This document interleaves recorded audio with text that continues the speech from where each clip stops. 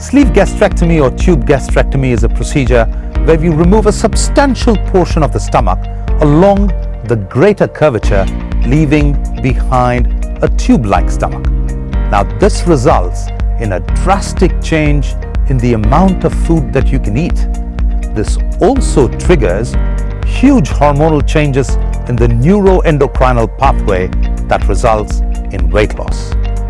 It's the most common procedure in the world due to its simplicity and also due to the fact that you can eat and drink normally, albeit healthy and in small quantities. It's moderate in terms of weight loss as well as complications. I offer sleeve to those patients who are young and don't have a lot of weight to lose, and when they don't have any metabolic problems like diabetes, sleep apnea, hypertension,